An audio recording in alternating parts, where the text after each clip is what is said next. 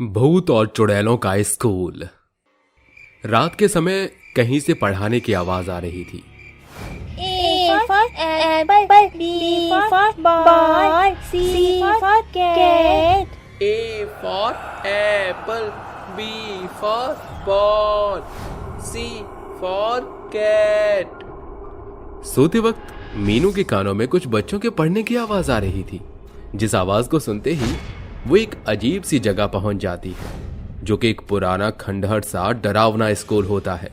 तभी एक डरावनी टीचर उससे कहती है, अरे तुम यहाँ क्या कर रही हो? जाओ जल्दी, क्लास में मैम आने वाली हैं।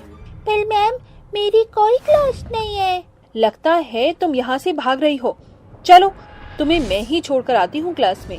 वो चुड़ैल टीचर मोनू को घूमता देख उसी क्लास में बिठा देती है, जिसके बाद वो देखती है कि वहाँ बहुत सारे भूतिया बच्चे बैठे हुए हैं और एक बच्चा कहता है, अरे तुम जल्दी से अपनी सीट पर जाकर बैठ जाओ, मैडम आने वाली हैं। मैम ने तुम्हें खड़ा हुआ देखा तो तुम्हें बहुत डांटेंगी। मीनू जैसे ही बैठती है तभी क्लास में एक डरावनी टीचर नयनतारा हाथ में छड़ी लिए आती है और कहती है, ये क्लास में इतने कम बच्चे क्यों हैं? कहाँ है बाकी के बच्चे? तुम लोगों से पढ़ा भी नहीं जाता ना। वो मैम निशा की तबीयत खराब थी, इसीलिए वो आई नहीं। अच्छा, तो निशा मैडम की तबीयत खराब है, अभी उसे घर से बुलवाती हूँ। रमेश जल्दी आओ। नयनतारा के इतना कहने पर भूतिया प्यून रमेश आता है। जी मैडम बोलिए। रमेश, जो बच्चे क्लास में नहीं आए हैं उन बच्चों को घर से अभी लेकर आओ। मुझे इतने कम बच्चों को पढ़ाने का कोई शौक नहीं है। जाओ और अभी लेकर आओ, चाहे जबरदस्ती कहीं से भी लाना पड़े, पर लाओ। जी मैडम। नयनतारा की बात सुनकर रमेश बच्चों को पकड़ने आधी रात में चला जाता है, जहां वो कुछ सोते हुए बच्चों को उठा कर ले आता है और क्लास में बिठा देता है। वो बच्चे रो रहे थे, तभी उनकी रोने की आवाज सुनकर नयनतारा गुस्से से कहती है, क्या बदतमीजी है ये? क्यों इतना शोर हो रहा है? चुप हो रहे हो या मारूं तुम्हें? मुझे रोने वाले बच्चों से सख्त नफरत है और जो पढ़ाई नहीं करते उनसे मुझे डबल नफरत है। मुझे घर जाने दो, मुझे मम्मी के पास जाना है। ये बच्चा चुप नहीं हो रहा ना? अब बताती हूँ तुम्हें। नयनतारा इतना कहते ही उस बच्चे को हवा में पटकने लगती है, जब तक उसके सिर पर चोट नहीं लग जाती, और कहती है, अब रोना बंद करोगी या और मारूं? सीट पर जाकर बैठ जाओ। अगर किसी भी बच्चे ने इसकी तरह हरकत की तो उसका यही हश्र होगा जो अभी तुम सबने अपनी आंखों से देखा है। बोलो, पढ़ोगे या मरोगे? मैम हम पढ़ेंगे, मैम हम पढ़ेंगे। पढ़ोगे ना तो जल्दी से किताबें निकाल कर पढ़ो, उसके बाद मैं तुम सबसे टेस्ट लूंगी। जी मैम आप टेस्ट लेना। कुछ देर बाद बच्चे पढ़ते हैं और फिर नयनतारा सब बच्चों का टेस्ट लेती है, जिसके बाद मीनू कहती है, ये डरावनी मैडम तो बहुत गुस्से वाली है। अगर मेरे टेस्ट में अच्छे मार्क्स नहीं आए तो मैं क्या करूंगी? मैंने तो अच्छे से पढ़ा भी नहीं है। ये ऋषभ, मीनू, नीरज, काव्या, ये बच्चे खड़े हो जाएं जल्दी। कहीं मैडम हमें मार न दे। लगता है मैंने टेस्ट पेपर अच्छे से नहीं किया। क्या तुम्हें भी मेरी तरह डर लग रहा है? हाँ लग रहा है। शायद मैंने जिन बच्चों को खड़ा किया है उन्हें मैम सजा देंगी, गंदे मार्क्स लाने की वजह से। हाँ हो सकता है। ये तुम क्या खुसर फुसर कर रहे हो? नयनतारा की बात सुन बच्चे डरे सहमे आकर खड़े हो जाते हैं। तुम्हें पता है तुम लोगों ने कैसा टेस्ट पेपर दिया है? सारे बच्चे क्लैपिंग करो इनके लिए।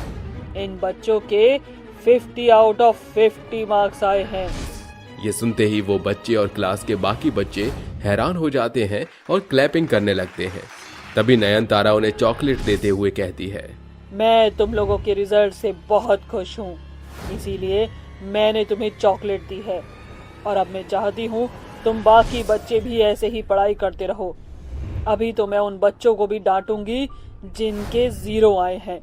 ये बोलते ही नयनतारा अच्छे नंबर वाले बच्चों को सीट पर बैठा देती है और जिन बच्चों के 0 आते हैं उन्हें वो जमीन पर पटक कर मार डालती है।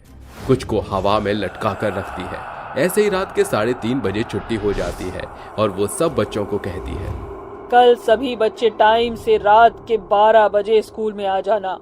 जो नहीं आया मैं उसे मार डालूंगी। समझ आई मेरी बात? और जो पढ़ेगा नहीं उसे तो तुम्हें पता है ना क्या ही सजा मिल सकती है। इस तरह बच्चे उनकी बात सुनकर अपने घर चले जाते हैं, लेकिन भूतिया बच्चे उसी स्कूल में रहते थे। वहीं अगले दिन बच्चे फिर आते हैं और भूतिया नयनतारा सब बच्चों को पढ़ाती है और ना पढ़ने वालों को सजा भी देती है। तभी युग नाम का भूतिया स्पोर्ट्स टीचर आकर कहता है, चलो सब बच्चे मेरे साथ, आज तुम्हारा गेम पीरियड है। अब मैं तुम्हें गेम सिखाऊंगा। सारे बच्चे ये सुनकर खुश हो जाते हैं और ताली बजाने लगते हैं। ये आज तो हम गेम खेलने जाएंगे प्लेग्राउंड में। वाओ, मुझे भी खेलना है गेम।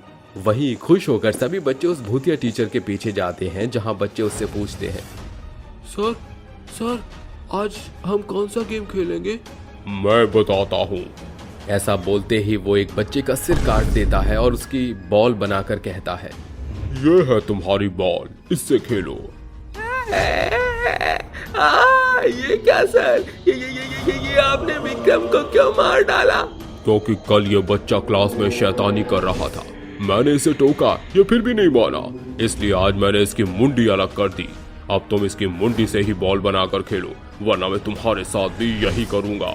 हम खेलते हैं हम। बच्चे उस भूतिया स्पोर्ट्स टीचर के डर से खेलने लगते हैं। क्लास में दोबारा पढ़ाया जाता है तो बच्चों के ना पढ़ने पर टीचर उन्हें बहुत मारती है, जिसे देखकर बच्चे डर कर भागने की कोशिश करते हैं। तभी टीचर उन्हें पकड़कर बिठा देती है और उन्हें समझाते हुए कहती है, बच्चे तुम पढ़ते क्यों नहीं हो? देखो मेरा पढ़ाने का एक ही मकसद है। आज मैं तुम्हें एक बात बताना चाहती हूँ कि हम भूत और चुड़ैल तुम्हें इतना डांटते क्यों हैं पढ़ने के लिए। पिछले साल की बात है, हम इसी स्कूल में सभी बच्चों को पूरी लगन से पढ़ाते थे, लेकिन 26 जनवरी के चक्कर में यहाँ 25 जनवरी को ही स्कूल में टेररिस्ट ने अटैक कर दिया। उन्होंने जगह जगह इस बिल्डिंग में बम फिट कर रखे थे। मैंने किसी तरह बच्चों को बाहर निकाल दिया। बच्चों, यहाँ खतरा है, बिल्डिंग में बम है। युग, तुम जल्दी से बच्चों को बाहर निकालो, सुरक्षित वो भी। और आप चलिए। नहीं, आप जाइए, मैं ऊपर से बच्चों को लेकर आती हूँ और उस बम को भी डिफ्यूज करने का सोचती हूँ। ये सुनकर युग सब बच्चों को वहां से निकाल देता है। तभी नयनतारा को बाहर ले जाने आता है। इतने में स्कूल में एक जोर का धमाका होता है, जिसमें बाकी टीचर्स के साथ नयनतारा और युग भी और 2-3 बच्चे भी मर जाते हैं। उसी के बाद से जितने लोग उस बिल्डिंग में रह गए थे वो भूत और चुड़ैल बन गए। मेरे पढ़ाने की बहुत ही इच्छा थी, इसीलिए अभी भी मैं बच्चों को पढ़ाती हूँ, ताकि तुम बच्चों का भविष्य उज्जवल बने, कोई भी टेररिस्ट ना बने। बस यही सोचकर हम मरने के बाद भी बच्चों को पढ़ाते हैं। मैम, हम आपकी बात को समझ गए। अब से हम खूब मन लगाकर पढ़ाई करेंगे, आप देखना। हाँ मैडम, मैं तो बड़े होकर आपकी तरह टीचर बनूंगा। दोनों बच्चों की बात सुनकर भूत और चुड़ैल खुश हो जाते हैं। किसी को कानो कान खबर भी नहीं लगती कि उस स्कूल में भूत और चुड़ैल स्कूल चलाया करते थे। माना जाता है कि आज भी वो चुड़ैल और भूत बच्चों को पढ़ाते हैं।